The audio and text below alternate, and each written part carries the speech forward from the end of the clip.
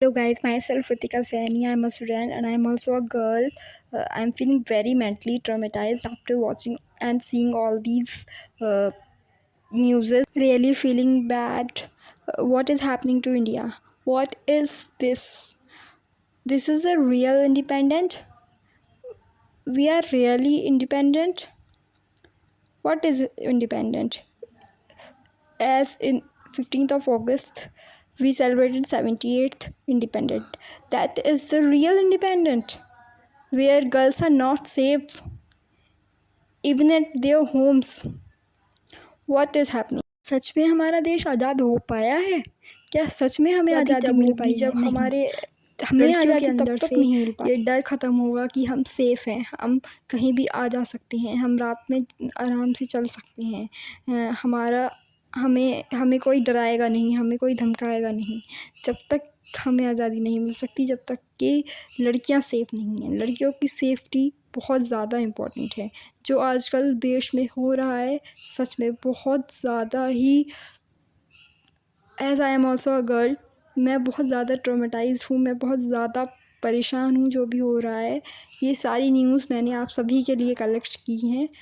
ये तो वो न्यूज़ेस हैं जो हमारे सामने हैं, जो सामने आ चुकी है। ऐसे तो हज़ारों करोड़ों कितनी लड़कियां हैं जो ये सब सहन कर रही हैं, पर किसी को नहीं बता पाते हैं क्योंकि धमकियों की वजह से उनको धमकियां दी जाती हैं, उनको डराया जाता है। अगर तुमने बताया तो तुम्हारे घर को, परिवार को ख़त्म कर देंगे, तुम्हें मार देंगे। ये सारी चीज़ें लड़कियों को अंदर से तोड़ देती हैं।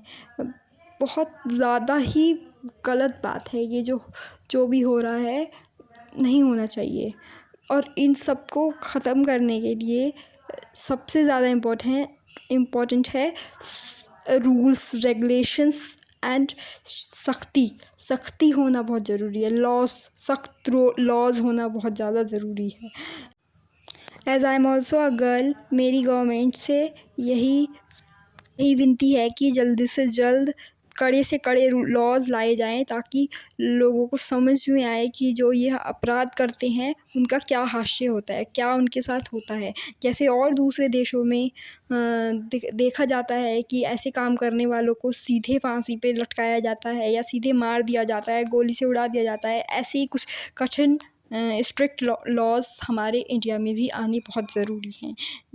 तभी कुछ हो सकता है, तभी लड़कियां सेफ़ हो सकती हैं, तभी वो डर के माहौल से निकल सकती हैं, तभी उनके पेरेंट्स भी सेफ़ फील करेंगे। उनके अंदर भी एक डर का माहौल होता है।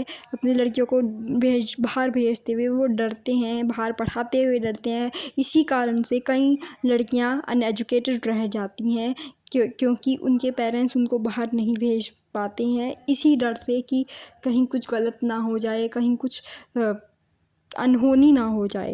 That is very very disappointed. As I am also a student, I am also a independent girl. मुझे भी कई बार ये डर लगता है। कई बार मैं भी सोचती हूँ कि ये क्या है, ये वाई ऑलवेज गर्ल्स ही क्यों? हर चीज़ में लड़कियों को ही क्यों? डर होगा तो लड़कियों को मारपीट होगी, तो लड़कियों के साथ हर चीज़ से लड़कियों को बचाया जाएगा। छोटे कपड़े मत पहनो, यहाँ मत जाओ, वहाँ मत जाओ, because of only the boys. ये सिर्फ लड़कों की वजह से। और मैं सबका नाम नहीं लूँगी, सब एक जैसे नहीं होते हैं। कई लड़के अच्छे भी होते हैं, कई बुरे भी होते हैं, पर उसकी पहचान शायद नहीं पता चल पाता है कि किसके दिमाग में कब क्या चल रहा है।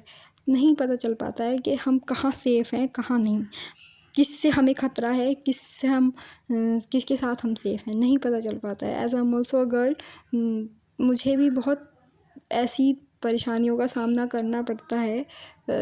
मुझे भी आना जाना पड़ता है। कई नज़रें बहुत ख़राब होती हैं, कई नज़रें ऐसा लगता है कि हाँ सेफ़ है, हमारे साथ कुछ भी गलत नहीं होगा। कुछ अच्छे दोस्त मिल जाते हैं, कुछ अच्छे ट्रैवलर्स मिल जाते हैं, बट कई बार बहुत ज़्यादा दुख होता है ये जानकर कि ये सब क्या है, ये सब कब तक होगा? आखिर कब तक लड़कियां ही सहन करें? हर चीज़ में लड़कियां, रेप, मेंटली टॉर्चर, जलाना, फूंकना, शादी के बाद दहेज के लिए प्रताड़ित करना। It's very tough to